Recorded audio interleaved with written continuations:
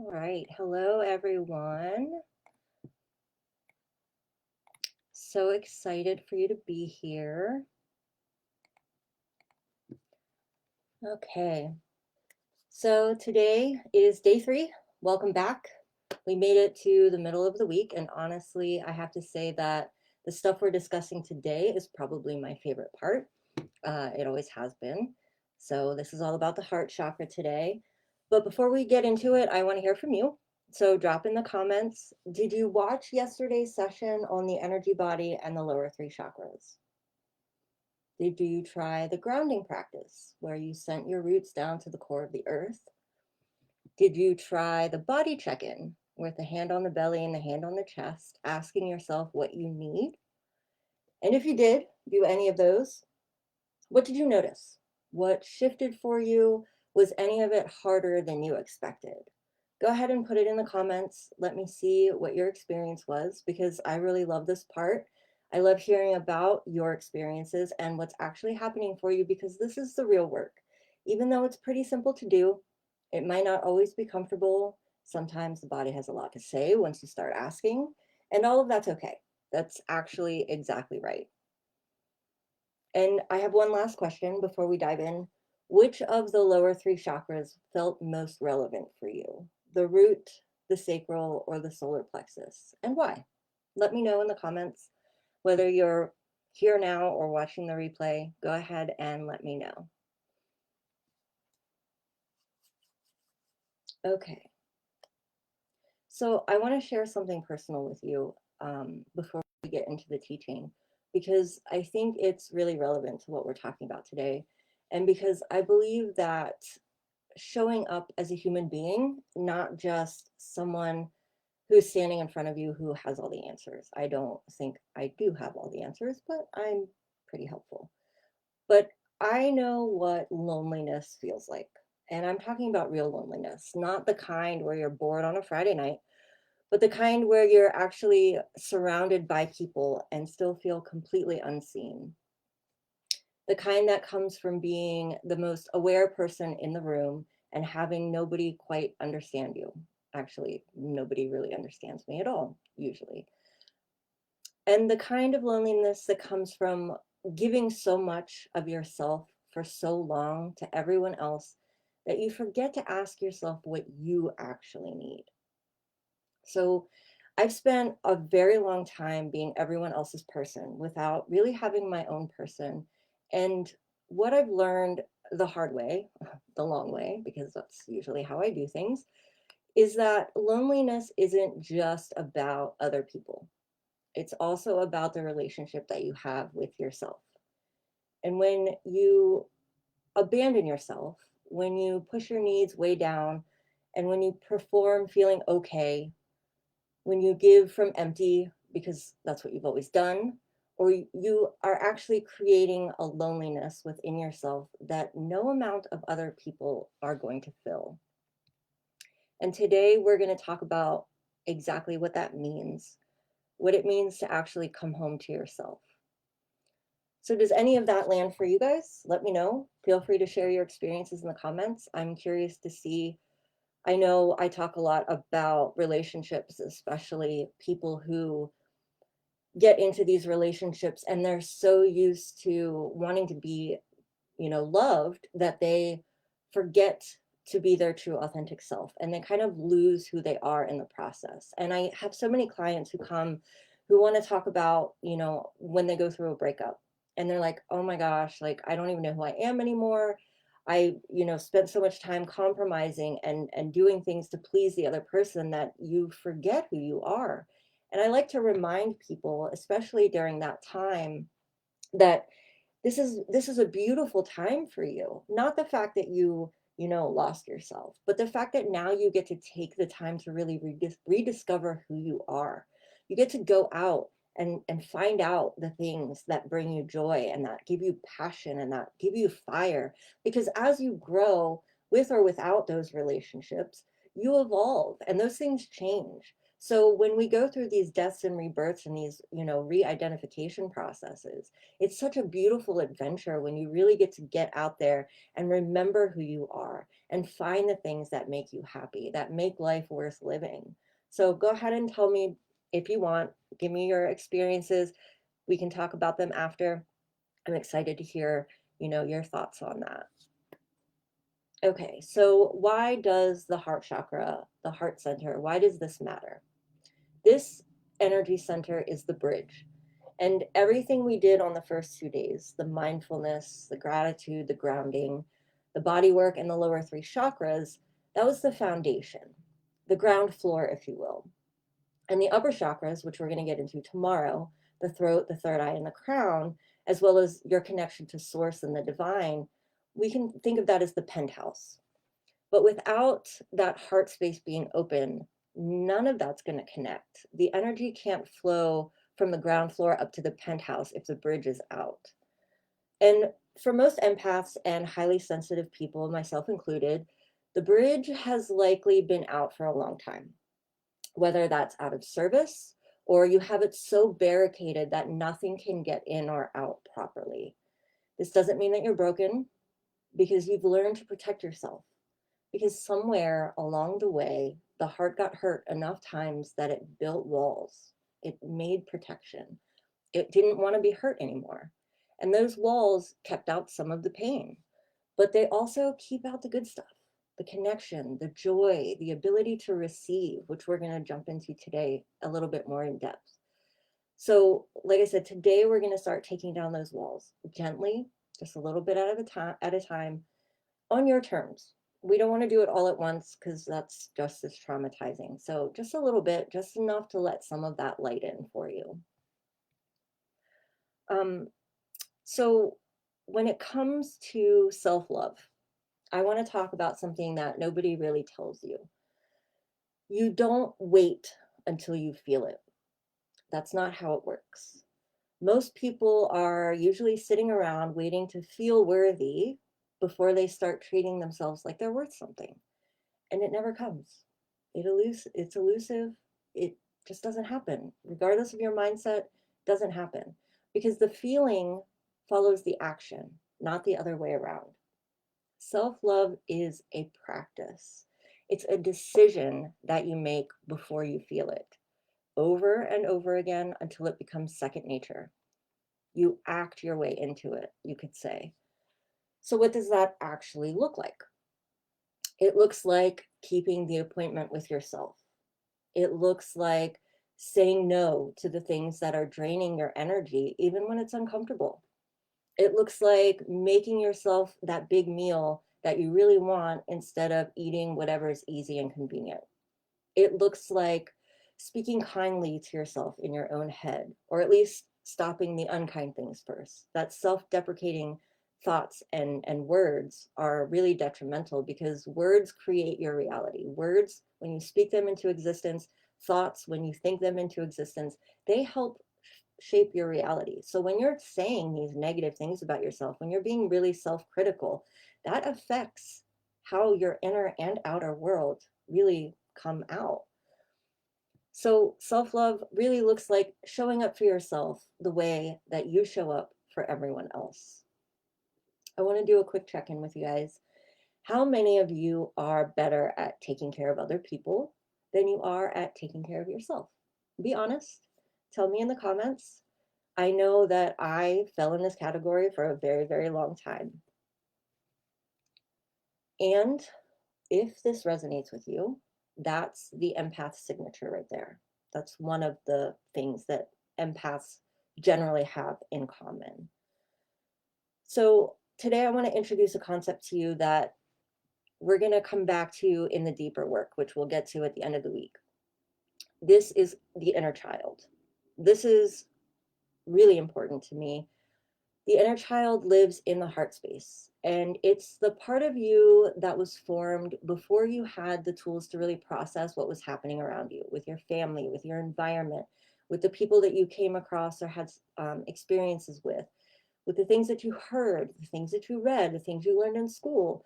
It's the part that learned is maybe at a very early age that it wasn't safe to need things, or that your feelings were just too much, or that love was conditional. I know a lot of us have discovered that throughout our lives.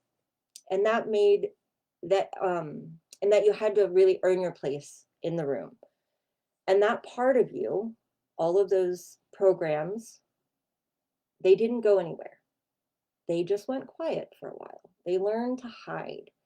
And now it shows up as anxious thoughts at 3 a.m., being a people pleaser, or the inability to receive a compliment without deflecting. I know that one took me a long time to learn. The feelings that no matter what you do, it's never quite enough. Well, self-love isn't just about you now, the adult you. It's about going back to that younger version of yourself and telling them, I see you. I've got you. You don't have to earn this anymore.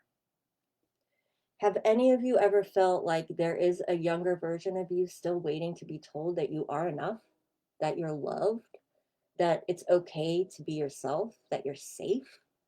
Go ahead and share that in the comments. Okay. This next thing we're going to talk about is one that really gets empaths and highly sensitive people almost every single time. And it's receiving. This is a big one. We are excellent givers, world class. We give our time, our energy, our attention, our love, our resources, often before anyone even asks for it. We're very willing to give. Whenever someone needs, we're helpers, we're healers. We do this for everyone. We anticipate the needs for everyone around us. We show up, we hold space, but we're terrible at receiving. Someone gives you a compliment and you immediately deflect it or minimize it. Someone offers to help you and you say, oh, I'm fine, I got this. Someone tries to do something kind for you, give you a gift, and you feel uncomfortable. It's almost like you don't deserve it, or now you feel like you owe them something in return. Does any of that sound familiar? I know it does for me. Here's what I want you to understand. Receiving is not weakness. Receiving is not selfishness. Receiving is a skill. And like all skills, it has to be practiced. And here's the spiritual truth underneath of it. When you refuse to receive, you're actually blocking your energy flow. And the universe is constantly trying to give you things. All of these things, love, support, resources, opportunities, abundance, it's all in your energy field. And every time you deflect or minimize or say, no, I'm fine, you're basically putting your hand up and saying, not today. No, thank you. So opening the heart really means learning to receive as gracefully as you give. And compassion starts with you first. You can't pour from an empty cup. I say that all the time. You can't give what you haven't received. So today we're going to practice receiving. We're going to jump into our first practical tool for today, and it's heart breathing. So we're going to do this together. If you can, if you're sitting, put your feet down on the floor, and you want to put one hand over your heart. What we're going to do is we're going to breathe in for a count of 4 through the nose, hold for a count of 4, and then breathe out through the mouth for a count of 4. Nice and slow. And while you breathe, I want you to imagine warm light expanding in your chest with each inhale, getting bigger and brighter, just glowing through your energy field with every breath. And then with each exhale, I want you to set the intention to release anything that isn't yours.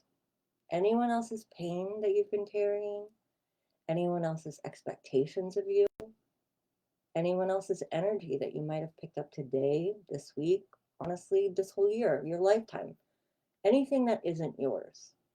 When you exhale, just breathe it out. Okay, we're going to do this together. So let's go. We're going to breathe in for 4, 2, 3, 4. Hold, 2, 3, 4. And breathe out. 2, 3, 4. We're going to do it 2 more times. Go ahead. Breathe in. Hold. And exhale.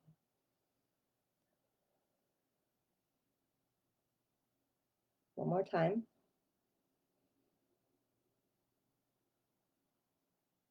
Hold. And exhale. Okay. Go ahead and bring your awareness back. Let me know. What did you notice? What did you feel? Tell me in the comments.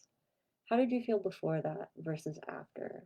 Did you feel anything shift while you were doing the breathing? Go ahead and let me know. So this practice that we just did, all you need is 3 to 5 minutes, not even that long. That's it. That's the tool that opens the channel for your heart space. It's not complicated. It's not time consuming. Just hand on the heart, breathe, and release what isn't yours. And you can do that for as long as you need to, as often as you need to.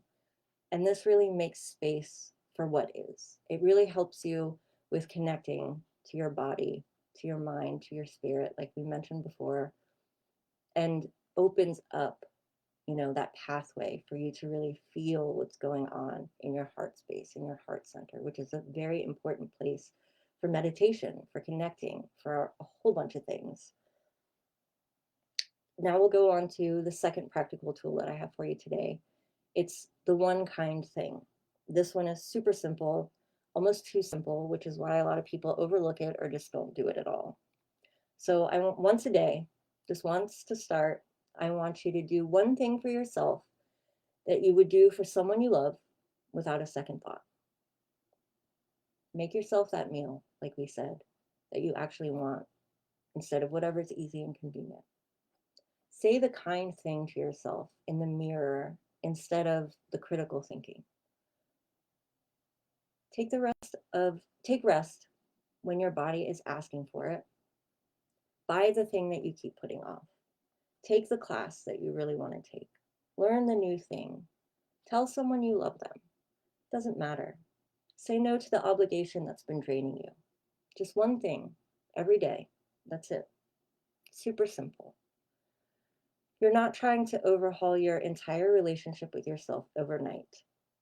This is a practice. You're practicing. You're training the part of you that decides who deserves care, and we're including ourselves on the list. Because here's the truth, and I really want you to hear this. You have been on everyone else's list your whole life.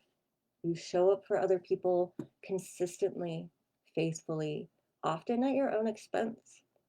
Now it's time to be on your own list. Not instead of everyone else's, but in addition to.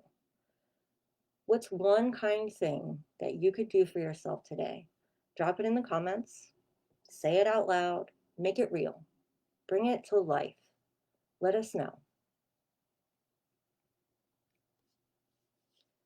All right, before we get into today's offer, I want to ask you something. Is there someone in your life, could be anyone, could be you, that you've been waiting to give yourself permission to love better, to show up for differently, to stop abandoning? You don't have to share who, just is there somebody? Go ahead and think about that.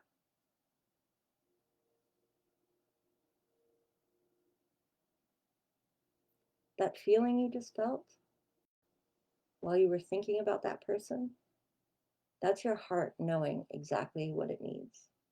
Trust that. Get to know that feeling. Okay, so I mentioned the inner child earlier, so I want to tell you about inner child healing. This is one of the most profound sessions that I offer. We go back to the younger version of you, the one that learned that it wasn't safe to need things, to feel things, to be fully yourself. And we retrieve what was left behind. We bring them home.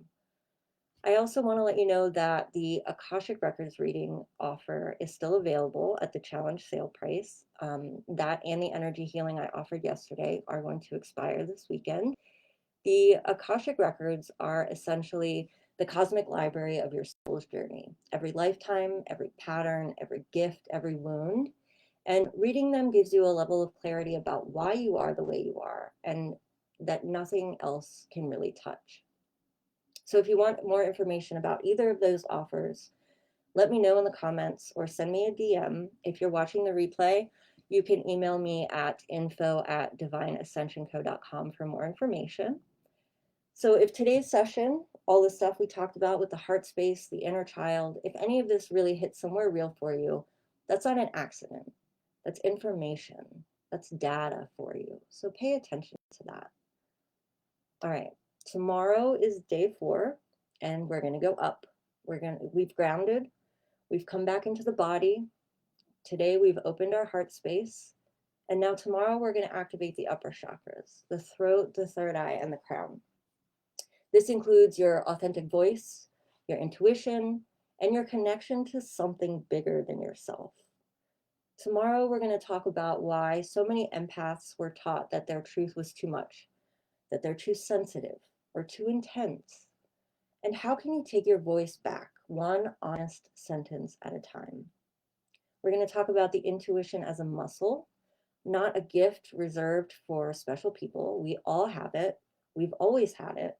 We just tend to learn to talk ourselves out of it, to not trust it. So we're going to step into that space tomorrow as well. So be here tomorrow, same time, same place.